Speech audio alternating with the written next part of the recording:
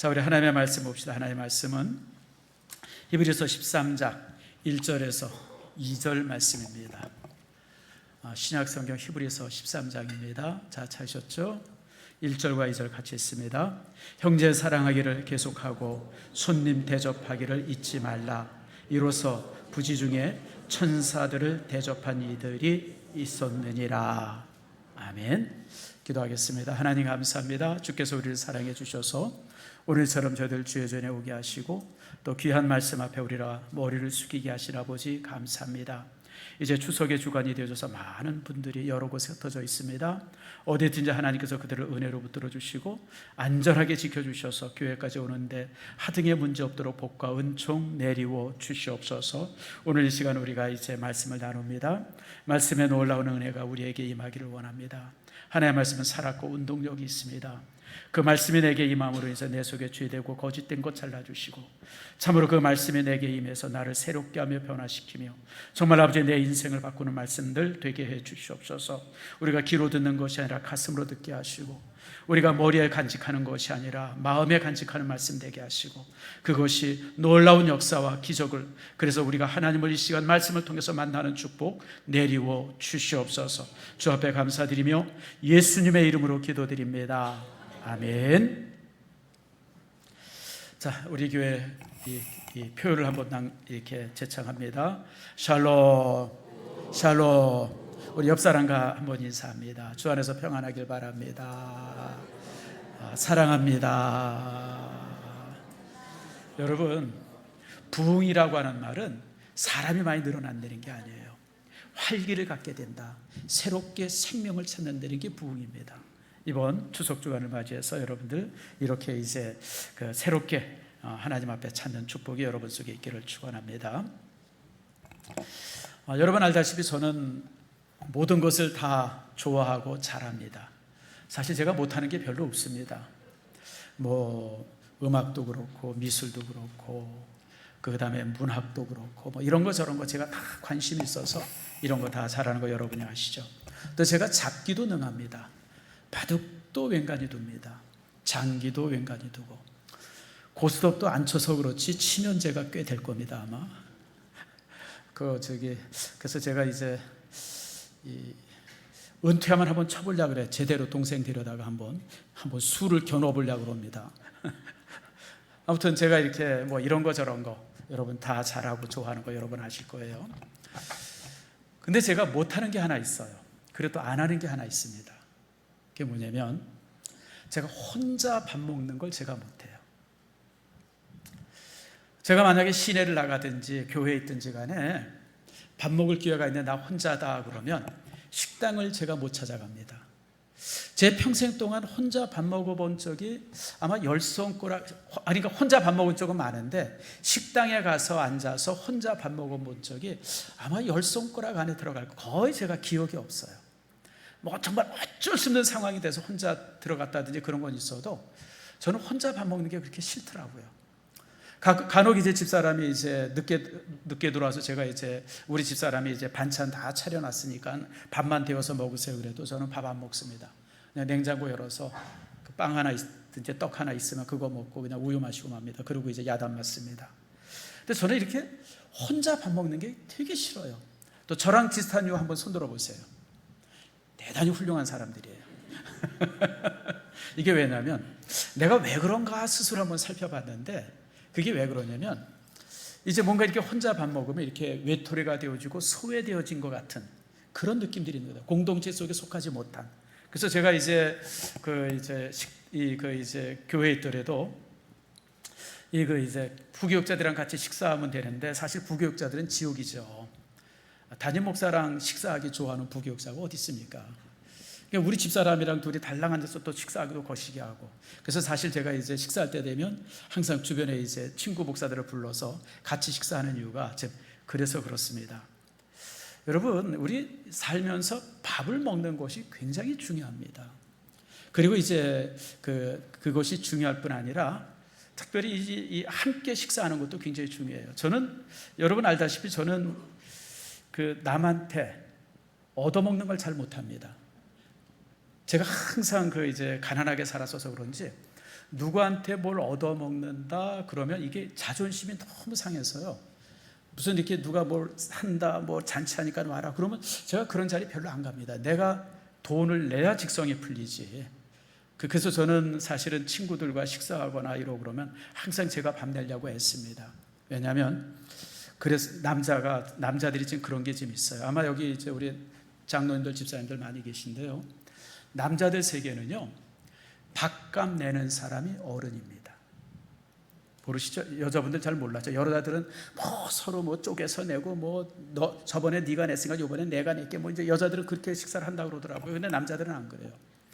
딱 어느 자리가 3명, 4명 식사하는 자리에서 있어서 딱 그냥 뭐 이제 이렇게 식사하러 간 이제 돈 내러 카드 내러 가고 그럴 때 앉아가지고 신발끈 메고 있고 이러고 그러면요, 아예 아이 저거는 이제 사람도 아니구나 제껴버립니다. 딱 가가지고 카드 딱 내는 사람이 대장입니다. 여러분의 남편을 대장 만들고 싶고 바보 만들지 않으려면 식사비는 항상 챙겨줘야 합니다. 여보 어디 가서 쭈글스럽게 하지 말고 사세요라고 그래야 돼요. 저도 사실 이제 그런 편이에요. 그래서 이제 사실은 제가 밥을 좀 많이 삽니다. 우리 노회에서도 그렇고 총회에서도 그렇고 이렇게 모임 자리 있으면 제가 밥을 사려고 항상 그럽니다. 왜냐하면 이게 심리적 기저가 있어요. 제가 다시 말씀드리지만 항상 제가 그런 마음으로 살아. 이게 좀 가끔 여러분들에게 하는 얘기지만 내가 돈이 없지 가오가 없나. 우리 남자들 한번 따라해보세요. 내가 돈이 없지 가오가 없나. 여러분 우리 남자들은 가오 빠지는 일 하면 안 돼요. 그래서 이제 아무튼 여러분들이 이제 그럴 수 있기를 꼭 좀 바랍니다. 그래서 어디서든지 여러분들이 그런 자존심을 망가뜨리는 일이 우리 남자들은 참 죽기보다 싫은 것이 대부분 남자들이잖아요. 그래서 저도 이제 좀 그런 게 있는 것 같아요. 어쨌든 여러분 이게 먹는다고 하는 것이 참 이제 중요하죠. 특별히 우리나라 사람들에게 있어서 먹는 게 되게 중요합니다. 우리나라는 사실은 여러분 잘 아는 것처럼 이 국토의 3분의 2가 산악지역입니다. 그리고 농사를 지을 수 있는 것이 대부분 산과 산 사이의 계곡들입니다. 그러니까 이게 이제 계곡들이기 때문에 여름 되어지면 장마 많이 생기고요. 여러 가지 문제들이 좀 있죠. 그래서 저기 이제 베트남이나 태국이나 이런 데서는 1년에 3모작 하잖아요. 벼를 3번 심어요. 근데 우리나라는 1년에 1모작도 어렵습니다. 그래서 어떤 학자가 얘기하는데 대한민국의 농사는 0.7모작이다 그래요. 왜냐하면 3년이나 4년에 한 번씩은 항상 홍수가 나든지 가뭄이 생기기 때문에 그렇습니다. 그래서 이제 우리나라 사람들은 참 먹는 게 좀 중요하죠. 그래서 실제 한국 사람에게 있어서는 의식주가 아니라 식의주입니다. 먹는 게 맨 앞에 섭니다. 먹는 게 맨 앞에 서죠. 제가 좋아하는 그래서 가끔 여러분들에게 그래서 알려주는 고사성어가 하나 있어요. 여러분 한번 볼까요? 이거 한번 외두세요. 자, 한번 다 같이 읽어봅시다. 시작. 민의식위천. 여기 이제 주나라를 세웠던 관중이 했던 얘기다. 그 다음에 또 여러 사람들 이렇게 얘기들이 이런 사람들이 많은 얘기를 했던 건데 중국 사람들에게 있어서는요. 우리도 마찬가지예요. 국민들은 이식 먹는 게 위천 하늘로 여긴다, 신으로 여긴다 그런 뜻이에요. 중국말에 있어서 천은 하늘만 가리킨 게 아니라 신을 가리키는 말도 천으로 씁니다. 다문으로.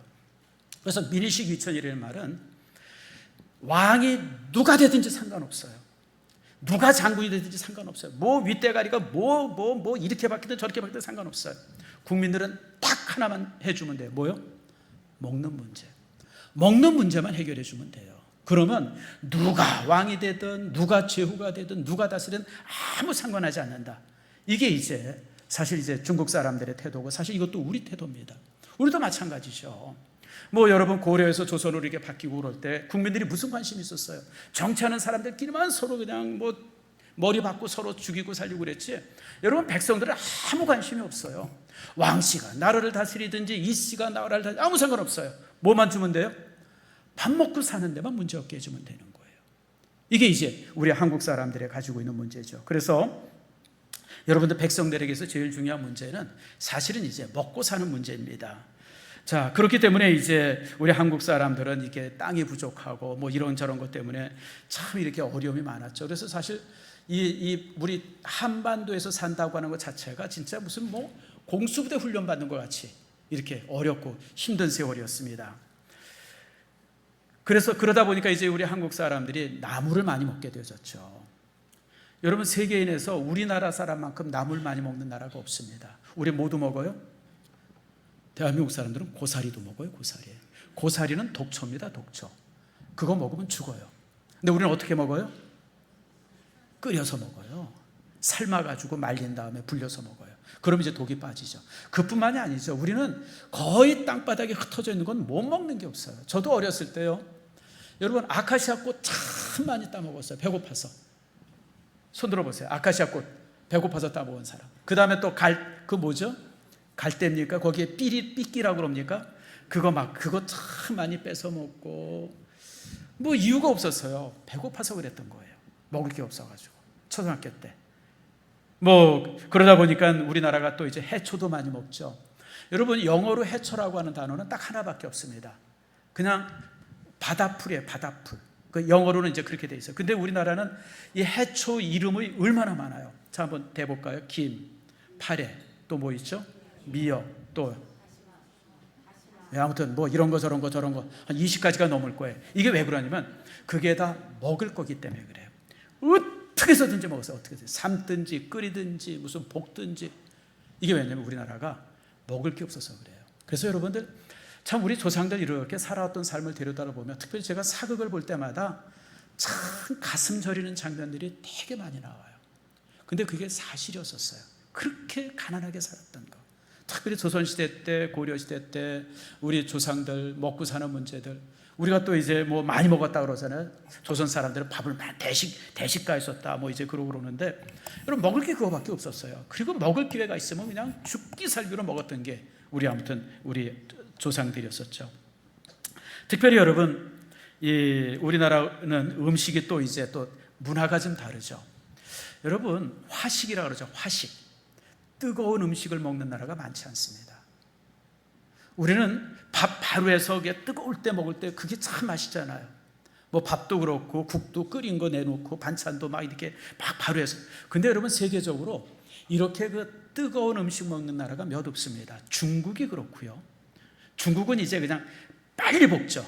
이게 뭐라 그럽니까? 이게 큰 무쇠솥에다 그냥 빨리 해서 먹는데, 우리는 또 오래 끓이잖아요. 뭐 정성이 깃들어야 된다나. 여러분, 제가 특별히 이제 명절이 돼서 말합니다. 뭐 며느리 데려다가 전 부치고 무슨 이런 짓 제발 좀 하지 마세요. 그래서 뭐 제일 좋은 방법은요, 여러분, 시장에 가면 다 있어요. 여러분, 왜 며느리 불러다가 무슨 떡하고 무슨 뭐 그런 거 하지 마세요. 근데 어떤 분이 그런 얘기를 하더라고요. 아이, 그래도 목사님, 정성이 깃들어있죠. 따라합시다. 최고의 정성은, 크게 따라, 최고의 정성은 돈이다. 돈이 최고의 정성이에요. 어르신들, 부모님들 다 용돈 드리고, 여러분, 그리고 음식들은 다 시장에서 사다가 그리고 간편하게 차려서 먹고 그러고 오세요. 여러분들, 뭐 며느리 불러다가 그냥 뭐 딸 자식 불러다가 그냥 하루 재워가면서 그냥 뭐 반찬 만들게 하고 그냥 뭐, 여러분, 이게 고쳐야 되죠. 지금 시대가 어느 시대인데 그럴 수 있기를 바랍니다. 그래서 이제 우리나라는 이런 음식의 어떤 이 철학도 좀 다르죠. 그래서 우리나라 음식은 항상 좀 이렇게 따뜻한 음식이고, 또 이제 정성이 깃든다 그래서 오랫동안 삶고 굽고 끓이고, 이런 게 이제 우리나라 음식의 어떤 그 특징들입니다. 그래서 그런지 이제 요즘에 한식이 세계적으로 막 유행한다 그러는데, 아마 그런 것이 어떤 이제 외국인들에게는 어떤 신비감을 주지 않나 그런 생각합니다. 그런데 여러분, 음식뿐 아니라 음식의 예절도 우리 한국은 좀 각별합니다. 제가 예전에 우리 큰아버지한테 한번 가서 이제 이렇게 배운 게 하나 있어요. 그래서 이제 결혼하고 이제 큰아버지한테 이제 인사를 하러 갔는데, 같이 이제 식사를 차려서 식사를 같이 하는데, 큰아버님이 저보고 그러더라고요. 정 목사, 내가 다른 사람한테는 이런 얘기하지 않아. 내가 정 목사가 목사이기 때문에 얘기하는 거야. 식사할 때 젓갈과 수저를 같이 들면 안 돼. 나 그때 처음 알았어요. 그때 배운 거예요. 여러분, 우린 젓가락으로 뭐 먹다가 밥 먹을 때 어때요? 숟가락 들고 이렇게 먹잖아요. 근데 그렇고 그게 이제 우리나라 예법이 아니라는 거예요. 우리나라 예법은 숟갈로 먹고 젓갈질 할 때는 숟갈 내려놓고 젓갈하고, 또 다시 숟갈 잡을 때는 젓갈 내려놓고, 그래야 된다는 거예요. 그래서 내가 그때 처음 배웠어요. 그래서 이게 우리나라 식사예법이나 많죠, 여러분들. 식사예법이 뭐 이렇게 어른이 제일 먼저 수저를 들어야 뭐 이제 그 다음에 다른 가족들이 드는 거죠.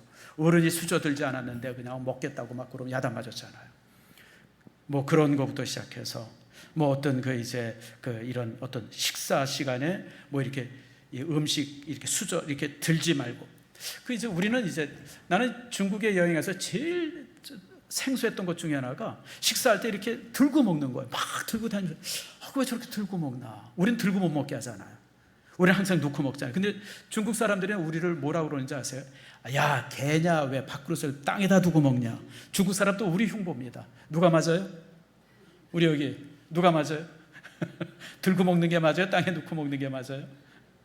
내가 볼 때 이건 문화인데, 우린 그래서 식사 예법이 아주 굉장히 엄합니다. 그러다 보니까 우리나라는 식사에 대한 얘기들이 많습니다. 예를 들면 밥 먹었어? 이렇게 물어보는 것이 굶었냐고 물어보는 게 아니에요. 그건 무슨 뜻이죠? 그간 편안했냐? 무슨 가정에 문제 없지? 그런 거 물어보는 게 밥 먹었어? 이거 물어보는 거예요. 그러니까 우린 밥 먹었어라고 하는 이 물음 하나에 담겨져 있는 의미가 굉장히 많아요. 뭐 안녕하냐, 가족에 문제 없냐, 평안하냐, 뭐 이런 것들이 다 함축되어 있죠. 또 예를 들면 어떤 사람을 오래간만에 만났을 때, 야, 식사하러 한번 가자, 우리 식사 한번 하지, 이렇게 물어볼 때 그게 여러분 단순히 밥 먹자는 얘기가 아니죠. 무슨 뜻이에요? 이제부터 우리가 좋은 관계를 갖자는 얘기예요. 그러니까 외국인들은 우리나라 사람들이 식사를 한번 하지 그러면 기다린답니다. 언제 연락 오나, 언제 밥 먹어야 되나. 근데 우리나라 사람들이 식사 한번 하자는 밥 먹자는 얘기가 아니에요. 뭐죠? 좋은 관계 갖자. 앞으로 당신이랑 나랑은 좀 친하자. 어떤 그런 의미가 되어지죠. 여러분, 우리가 추석이 되어지면 차례드리잖아요. 우리 예수 믿는 사람들은 제사 안 하니까 우리가 모여서 가족들이 예배를 드리는데, 여러분, 이 차례가 사실은요, 여러분, 제사가 아니에요. 우리는 제사 드린다라고 생각하는데 사실은 이 제사를 통해서 조선시대 때는 혈족들의 어떤 그 단결을 그 당시에 했었어요. 그러니까 제사 때 이렇게 모이는 거예요. 제사 때 가까운 가족들이 모이죠. 모이면 거기서 정치 얘기하고 뭐 이런 거 저런 거 어떤 혈맹을 다지는 그런 어떤 그 자리가, 혈족들이 모여서 함께 뭔가 의논하는 자리가 사실은 여러분 조선시대 때 제사였었습니다.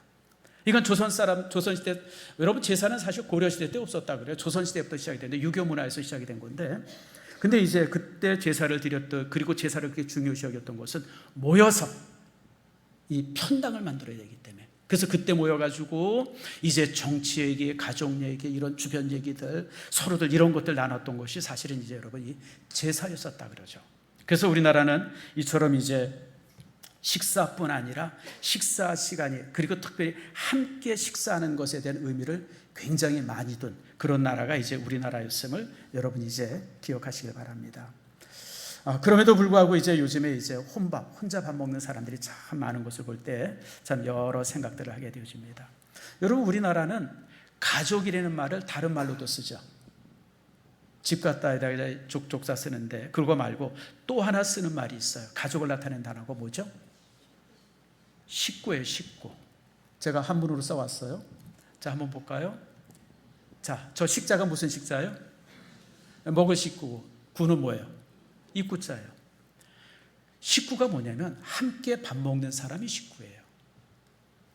여러분, 우리가 이웃사촌이라고 그러잖아요. 혈족이 내 사촌이다, 팔촌이다, 육촌이다 이런 사람들이 가족이 아니라 같이 모여서 식사를 하면 뭐죠? 그게 가족이 되어지는 거예요.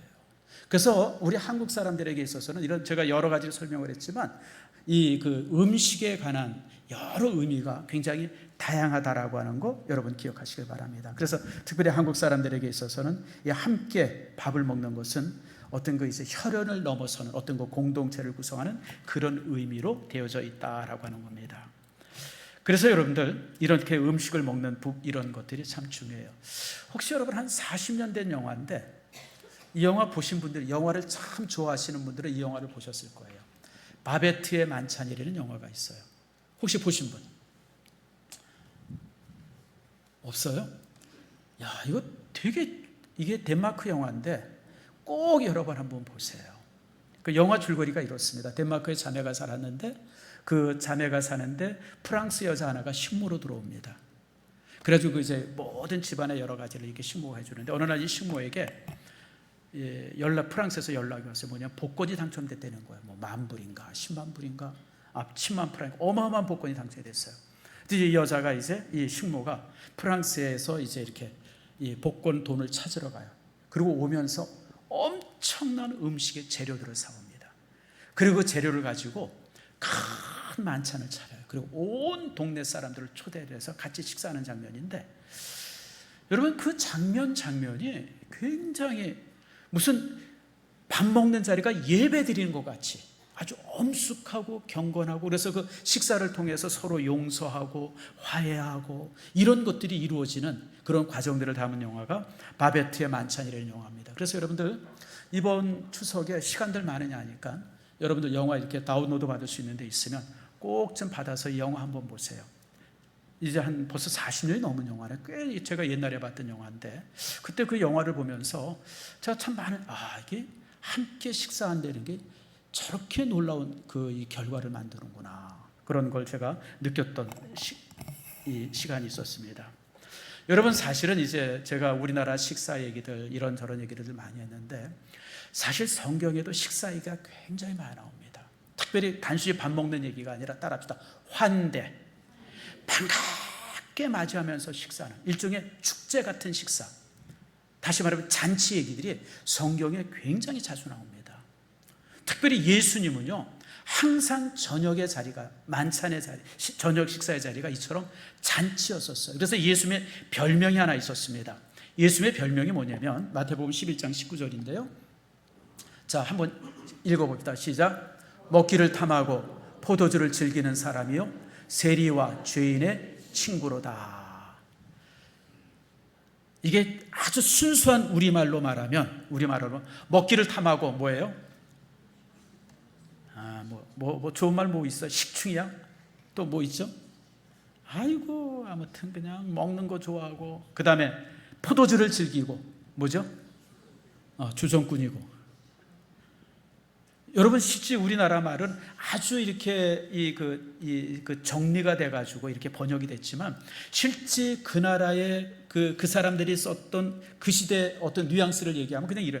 아이고, 저 예수라는 사람은 그냥 식충이고 주정꾼이고 그냥 이 어떤 죄인들, 그냥 아주 그냥 그런 애들이랑 매일 놀러 다니는, 그냥 매일 함께하는 그 친구야. 이게 이제 예수님의 별명이었었어요. 다시 말하면 예수님은요, 항상 저녁 식사 때마다 많은 사람들을 초청했고 그 초청한 자리에서 함께 식사를 했어요. 그게 예수님의 식사 방법이었어요. 그래서 이 예수님을 이제 이렇게 반대했던 많은 사람들이 예수님을 이런 식으로 이제 모욕하고 흉보고 뒤에서 이제 뒷담화를 하고 이제 그랬던 겁니다. 왜냐하면 여러분 동서고금에 다 똑같아요. 우리도 그렇고 유럽도 그렇고 성경도 마찬가지지만 함께 식사한다고 하는 것은 동료를 말하는 겁니다. 너와 내가 같은 레벨의 사람이라는 얘기예요. 그래서 바리새인들이나 서기관들, 그 당시 종교귀족들이죠, 정치귀족들은 자기랑 레벨이 같은 사람들과만 항상 식사를 했어요. 근데 예수님의 식사는 파격적인 거예요. 랍비라고 그러면서, 그리고 낮에는 참 그렇게 그 좋은 설교를 하면서 저녁만 되어지면 그냥 주변에 그냥 떨거지 같은 사람들 다 어떻게든 모아가지고 함께 그냥 뭐 이렇게 음식 먹고 함께 포도주 마시고 뭐 떠들썩하게 그냥 그러고, 그리고 주변에 보니까 그냥 쓸만한 인간들은 하나도 없어요. 다 그냥 세리, 죄인, 창기들 이런 것들만 주변에 가득하고, 바리새인이 봤을 때는 이건 도대체, 이게 도대체 뭐야 도대체 저 사람, 그렇게 여길 정도로. 그래서 예수님을 그렇게 흉을 봤던 겁니다. 여러분, 식사 자리는 굉장히 중요해요. 제가 전에 한번 누구한테 강의를 들었는데 거기서 그런 얘기를 하더라고요. 정상들의 회의를 하게 되어지면 절정의 자리가 뭔지 아세요? 최고의 자리. 우리나라 이제 경제에서 그 이제 뭐 한다고 그러죠. 이게 무슨 이제 태평양 무슨 이렇게 무슨 경제회의인가 에스펙인가 뭔가 한다고 그러는데, 실제 우리나라가 이것저것 많이 준비해요. 호텔도 준비해야 되고 만찬 이게 회의장도 준비하는데, 제일 신경 쓰는 것이 뭐냐면 만찬이랍니다. 함께 저녁 식사는. 그래서 이 함께 저녁 식사는, 이 저녁 식사는 서로 간에 어떤 동맹을 과시하고, 그 다음에 이제 협상의 주제들을 이제 논하게 되어지고, 그리고 만찬이 끝난 다음에 협정서에 서로 사인을 하게 된답니다. 그래서 어떤 그 정상들 회의에 있어서 만찬은 밥 먹는 게 아니라 외교 의식이랍니다. 제일 중요한 외교. 그래서 저도 그 옛날에 그런 기억이 나요. 무슨 우리나라에서 무슨 이렇게 무슨 어느 대통령이 왔다 무슨 회의를 했다 그랬을 때, 그때 이제 무슨 포도주를 몰래 놨다, 우리나라에 무슨 이렇게 이거 막걸리를 내놨다, 이런 얘기 여러분 들어보셨잖아요. 그게 신문에도 나고 TV에도 나고 그랬었어요. 그래서 나는 맨 처음에 그걸 이렇게 보면서 참 별 쓰잘데없는 걸 이제 방송에서 이렇게 내세울 게, 방송할 게 저렇게 없나, 난 그런 생각을 했었는데, 나중에 알고 보니까 그게 그렇게 중요한 자리입니다. 의전 중에 최고의 의전이 만찬이랍니다. 좌석을 어떻게 배열할 것이며 이런 거 저런 것들. 그래서 여러분들, 이렇게 이제 그 식탁을 함께하는 자리가 참 중요한데, 예수님은 언제나 이렇게 죄인들, 이런 사람들과 식사를 했어요. 그러면서 예수님께서 11장 19절 후반절인데 이렇게 말씀합니다. 한번 같이 읽읍시다. 시작. 지혜는 그 행한 일로 인하여 옳다함을 얻느니라. 무슨 뜻이에요? 바리새인들이 온갖 뒤에서 뒷담화하고 욕을 하고 예수님을 흉을 봐도 주님이 하신 일은 어떤 일이에요? 옳은 일이라는 거예요. 옳은 일. 그 죄인들, 그 막 살던 사람들, 그런 사람들을 환영하고 그런 사람들과 작게 저녁 식사하는 것은 흉보고 손가락질 받을 일이 아니라 옳은 일이라는 겁니다. 그래서 오늘 이 시간에 이런 부분들을 여러분들과 이제 함께 나눕니다. 특별히 여러분, 환대라고 하는 제목이 오늘 설교의 주제인데요. 여러분, 성경의 문화가 이 환대의 문화입니다. 왜냐하면 성경의 사회적 문화적 배경이 뭐냐면 이 유목민이기 때문에 그래요. 유목민. 세계인들은 크게 두 가지 문화로 이렇게 갈라지죠. 잘 아는 것처럼 여러분들 이제 농경 문화가 있어요. 농경 문화. 중국의 큰 대륙이 다 농경 문화 아닙니까? 그 다음에 반대로 이제 말 타고 양 치고 이러고 그냥 막 그렇게 떠돌아다니는 그 유목민이 있어요. 우리나라 사람들도 굉장히 그 유목민적 그런 어떤 그 성질이 있습니다. 그래서 우리나라 이제 민족의 그런 어떤 기질을 얘기할 때 노마드라는 얘기를 종종 하죠. 그 노마드라고 하는 것이 바로 유목민이라는 뜻입니다. 그래서 뭔가 한 군데 머물러 있지 않고 빨리 뭔가 하고 이런 게 아주 유목민 문화인데, 사실 성경의 문화가 유목민 문화 속에서 쓰여진 책입니다. 그래서 여러분들, 한국 사람들이 성경을 이렇게 보면 이해가 굉장히 빨라요. 왜냐하면 문화적 배경이 같아서 그래요. 그래서 성경에 보면 특별히 자주 나오는 것 중에 하나가 환대입니다. 손님들이 오면 한없이 이렇게 환영하는 이런 환대가 성경에 많이 있어요. 이 환대가 왜 중요하냐면 오는 손님에게도 중요하고 그를 맞이하는 그런 어떤 그 손님, 그 주인에게도 이 환대가 되게 중요해요. 자, 생각을 해보세요. 사막이라든지 이런 어떤 그 넓은 이 광야 같은 데서 그냥 며칠 동안, 어떤 때는 열흘, 한 달 내내 그렇게 그냥 물 없이 걷는데, 어느 날 이렇게 오아시스를 만나고 거기에 텐트를 만나고 이러고 그러면요, 여러분 얼마나 반갑겠어요. 그런데 거기 가서 이제 거길 들어갔는데 물을 주고 음식을 주고 반갑게 맞이한다 그러면 환대는 생명입니다. 생명. 그런데 여러분들, 이 나그네를 대접하는 것은 나그네만이 생명이 아니에요. 그를 대접하는 주인에게도 생명입니다. 왜냐하면 여러분, 이 사막에서 오래 떨어져서 이렇게 이 광야에서 이렇게 양치고 이러던 사람들은요, 바깥 세상을 전혀 몰라요. 그런데 나그네가 와서 얘기를 해요. 지금 어디에 전쟁이 났고, 저 어디에 무슨 도적이 들끓고, 지금 무슨 일이 있고. 그래서 나그네를 통해서 이 사람들은 모든 소식을 듣게 되죠. 그리고 더 결정적인 것은 그 나그네가 만약 상인이었다라고 그러면 필요한 물건을 그 사람을 통해서 구할 수 있는 거예요.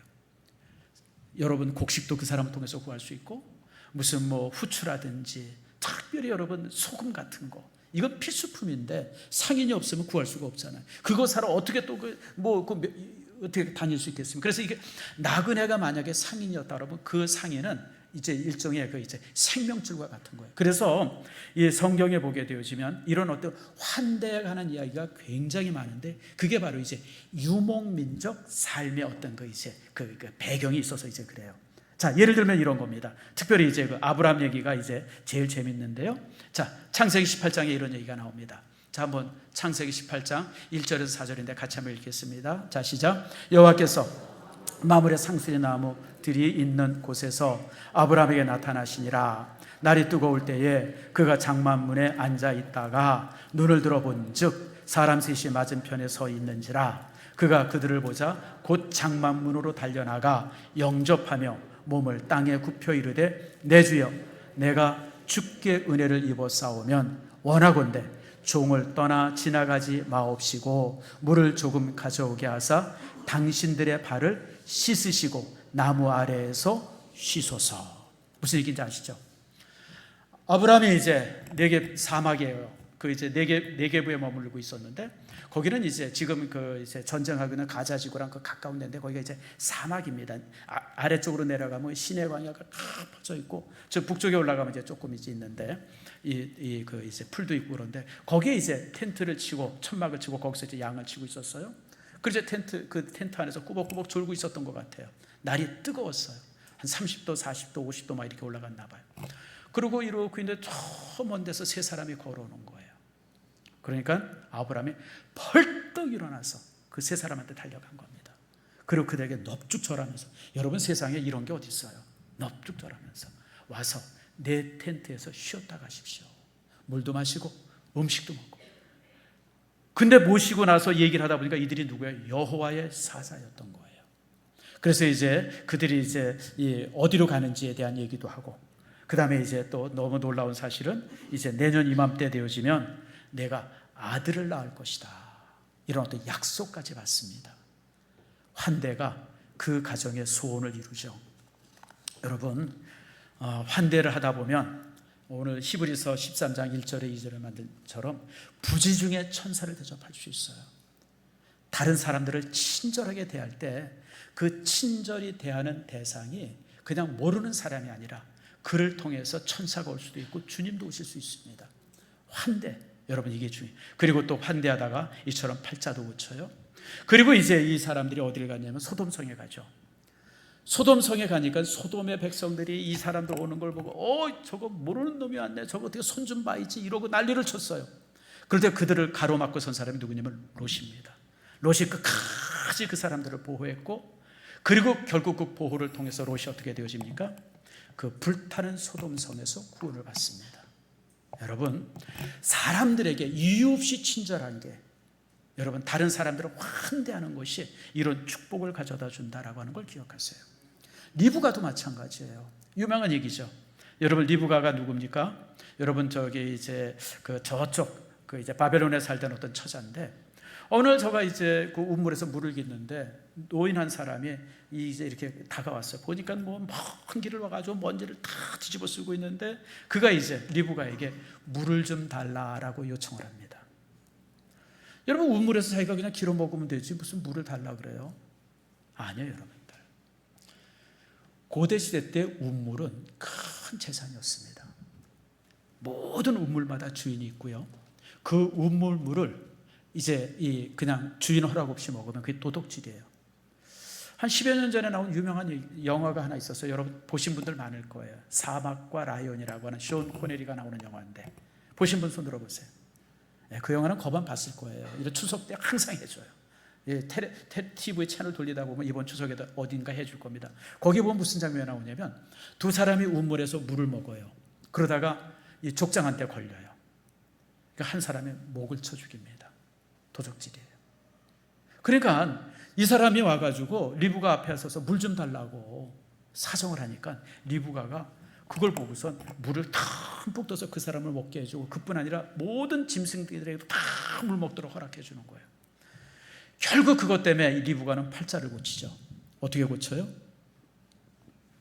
아브라함의 며느리가 됩니다. 이삭의 처가 되어지고 믿음의 조상이 되어지죠. 여러분, 친절하면요, 우리 여기 총각 처녀들 있죠? 사람들한테 친절하세요. 좋은 데 시집가고 장가갈 수 있습니다. 친절은요, 그런 축복을 가져다 줘요. 재미난 게 또 이제 아비가일의 환대입니다. 아비가일은 여러분 잘 아는 것처럼 이제 나발이라고 하는 사람의 이제 아내죠.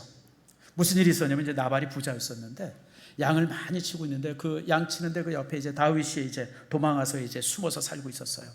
그러면서 이제 나발의 그 양떼들 이렇게 좀 지켜주고 뭐 그랬는데, 어느 날 다윗의 양식이 떨어져 나발에게 이제 양식을 좀 구합니다. 우리에게 좀 주십시오. 그랬더니 나발이 온갖 모욕하고 욕을 해서 쫓아보내요.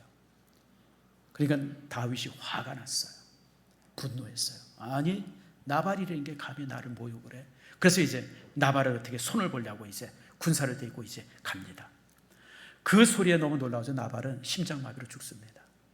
그런데 그 아내가 아비가일인데, 아비가일이 떡을 한 20덩이 만들고, 아마 이제 떡 20덩이 만든 게 그때 왔던 군인들의 숫자가 한 200명 정도 됐던 것 같아요. 떡을 만들고, 그 다음에 이제 포도주 이 두 가죽 부대, 또 이제 양 5마리를 잡아가지고 요리를 하고, 뭐 볶은 곡식들, 건포도든 무화과든 뭐 이런 걸 잔뜩 해가지고 이 다윗이 오고 있는 그 길에다 딱 그걸 이렇게 진설을 해요. 그리고 이제 용서를 빌고, 그리고 이제 음식을 대접합니다.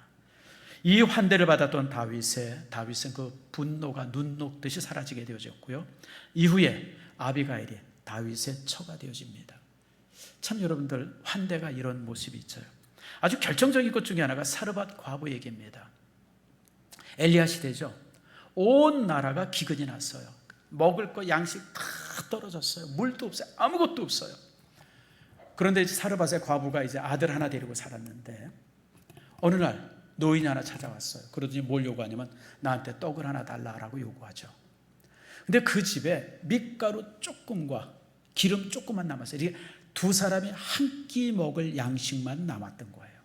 그런데 이 여인이 이제 자기들은 그거 먹고 죽으려고 했습니다라고 하는 양식인데, 그걸 떡을 만들어서 자기들이 먹은 게 아니라 누구한테 줘요? 엘리야 선지자에게 줍니다. 여러분, 참 이렇게 환대하기는 참 쉽지 않죠. 그런데 이게 고대 시대 때 이런 것이 이제 보통 이게 그 이제 일이었었어요. 그래서 이제 엘리야가 그 떡을 먹고 나서 그 집을 축복하면서 3년 반의 긴 가뭄을 통해서, 가뭄 동안 물도, 그 다음에 이제 양식도 떨어지지 않는 그런 축복을 받습니다.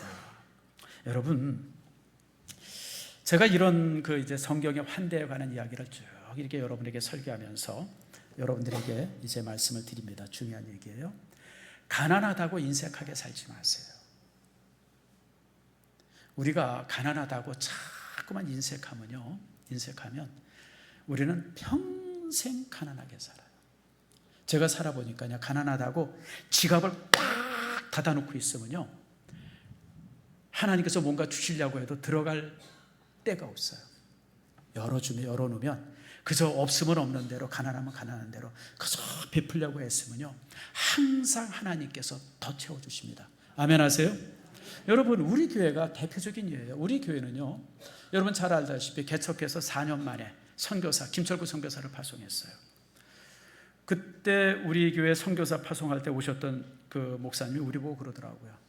나는 세상에 지하교회가 선교사 파송하는 건 처음 봤어. 진짜 그랬어요, 여러분들. 정말 우리도 쓸 게 없었는데 그때 3년 됐네. 3년 만에 우리가 김철구 선교사를 파송하지 않았습니까? 우리가 생각해도 내가 생각해도 정말 무모했어요. 그런데 파송했고 우리가 지금까지 26년째 우리가 후원하고 있어요. 저는 사실은 하나님께서 주신 그런 어떤 은사 중에 하나가 이렇게 나누고 베푸는데 인색하지 않는 마음들을 제게 주셨어요. 우리 교회는 그래서 선교사들이나 또 이제 주변의 사람들이 와서, 특별히 노예 후배들이 와서, 어려운 사람들이 와서 뭔가 부탁하고 요청할 때 거의 거절해 본 일이 없어요. 지금까지 제가 31년 목회하면서. 근데 여러분, 사실을 잘 아는 것처럼 또 우리 교회가 넉넉한 교회가 아니잖아요. 항상 재정이 부족하잖아요. 그래도 내가 어떻게 해서든지 만들어서 제가 항상 후원했어요. 전전에 우리 강성교사가 와가지고, 목사님 우리가 이래서 필요합니다. 뭐 이제 기숙사를 위해서 이렇게 방이 하나 더 있어야 되는데 그게 한 5,500불 정도 들고, 또 차량을 바꿔야 되는데 그게 한 10,000불 정도 필요합니다. 심장이 떨어지는 줄 알았어요. 이걸 어떻게 해야 되나. 일주일 내내 제가 기도해서 하나님 이거 어떻게 돼요. 지금 거기에 선교사들이 와서 요청할 정도면 굉장히 급한 건데, 필요한 건데, 여러분 두고 보세요. 제가 몇 달 안에 무슨 수를 써서라도 다는 못 해주더라도 얼마 정도는 제가 해서 보내줄 겁니다. 왜냐하면 하나님께서 우리 교회에 주신 은사가 그거. 여러분 우리 교회 지나온 세월을 보세요. 저 지역 아동센터 때 조그만 데서 지금 주상가 쪽으로 옮길 때, 그래도 장항동 땅 살 때, 또 그거 팔 때, 그리고 우리가 이 건물 살 때, 여러분 이게 상식으로 이해되는 게 하나도 없었어요. 다 기적같이 이상하게 참 하나님께서 기회 만들어 주시고.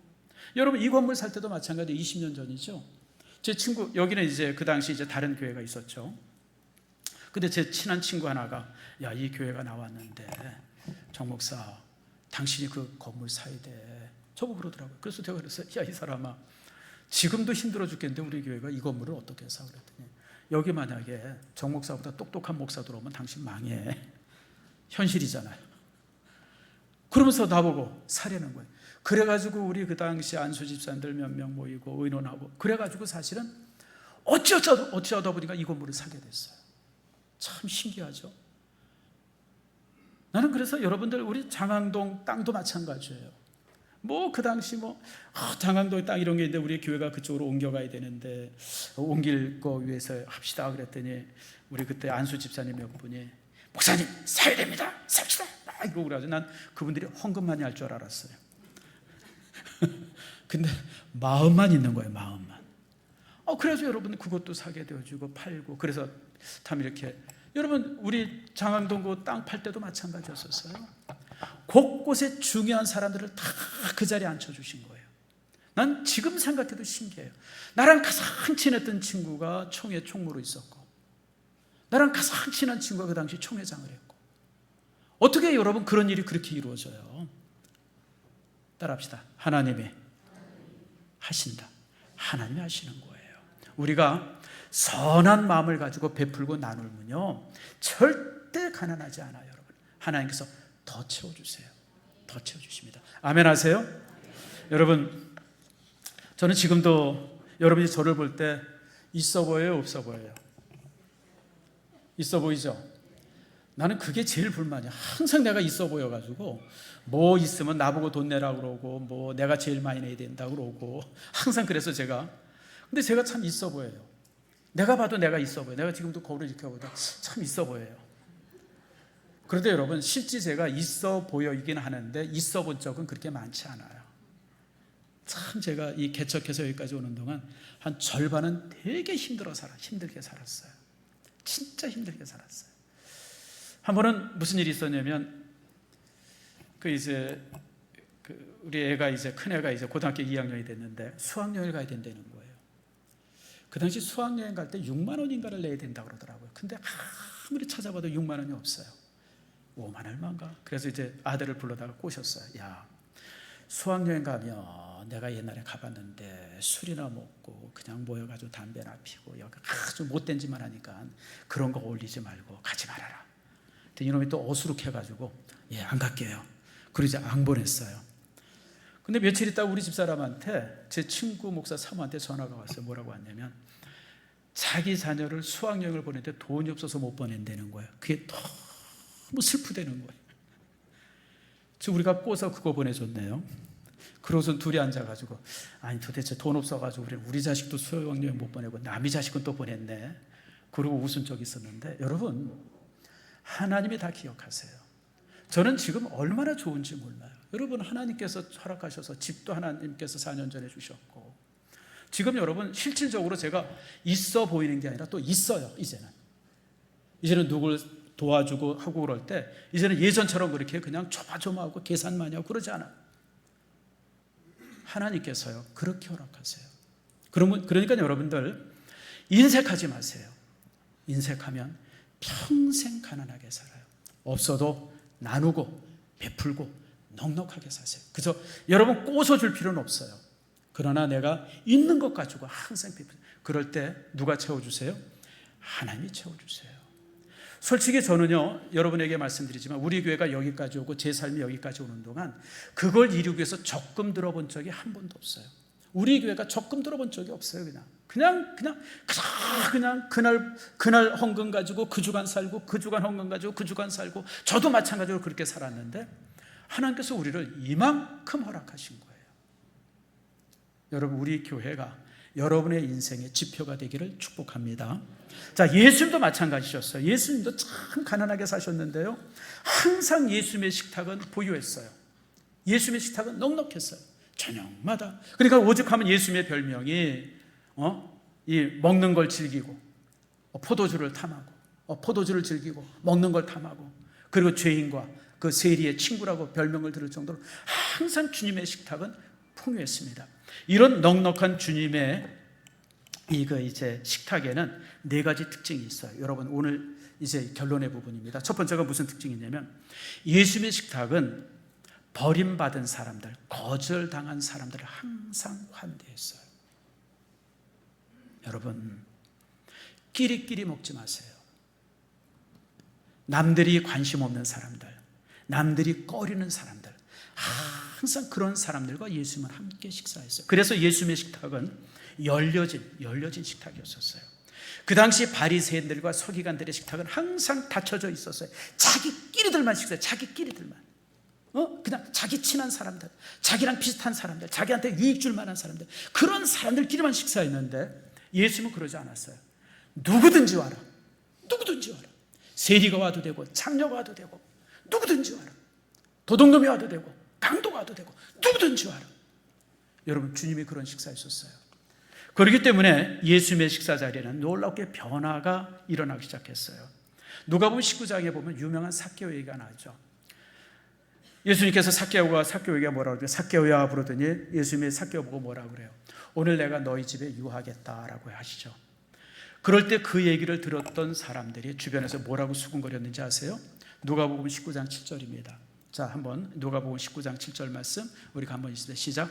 못사람이 보고 수군거리되 저가 죄인의 집에 유하라 들어갔도다 하도다. 이게 무슨 얘기예요? 여러분, 조롱을 하죠. 뭐라고 조롱합니까? 야, 봐라. 또 죄인의 집에 유하러 갔어. 또 밥 먹으러 갔어. 또 포도주 마시러 갔어. 아이고, 이러면서 흉을 본 거예요. 그게 이제 바로 이 말씀입니다. 그런데 그 삭개오가 주님과 식사하면서 뭐라 그럽니까? 누가복음 19장 8절이죠.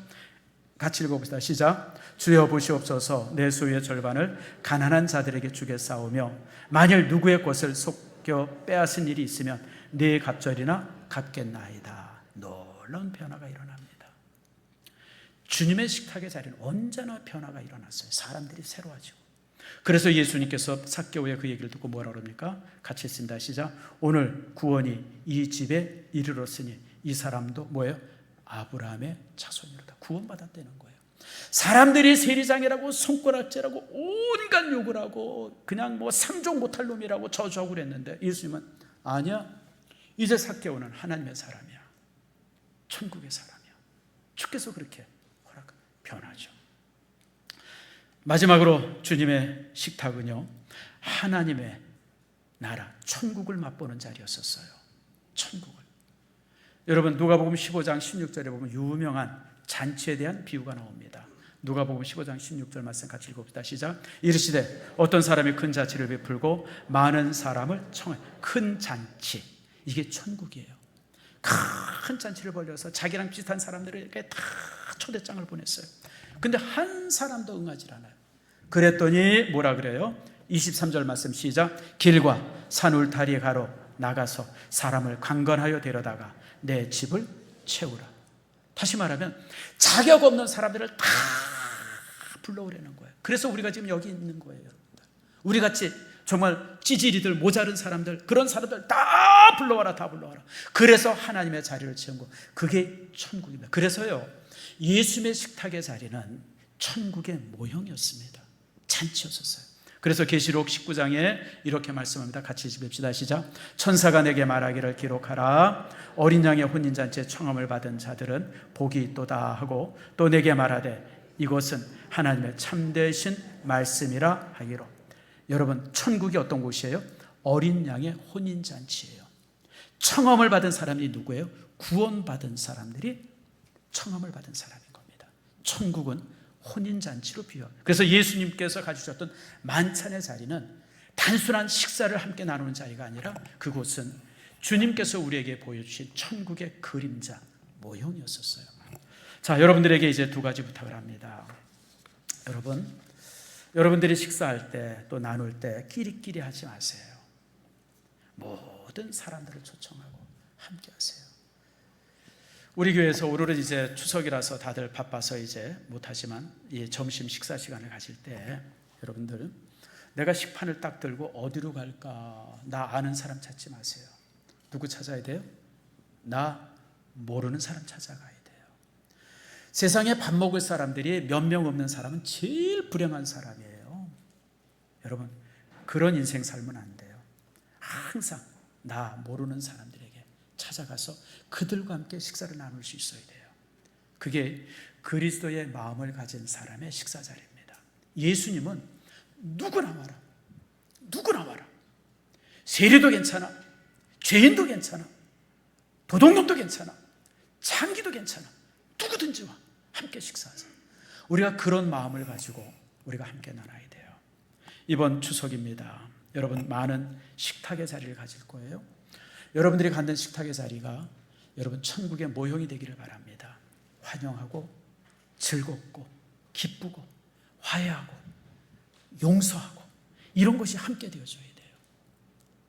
그저 이 명절날 식사 때 뭐 가족들이 모여서 서로 그냥 미워하고 그냥 서로 갈등하고 그냥 여러분 이런다 그러면 그거는 정말 불행한 가정이에요.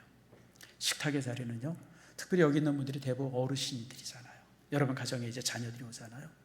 무조건 나누고 베풀고 혹시나 이렇게 있는 거 마음에 있는 거 있으면 그런 거 다 내려놓고 환영하고 그게 천국의 모형이 되어지는 그런 식탁의 자리가 되어집니다.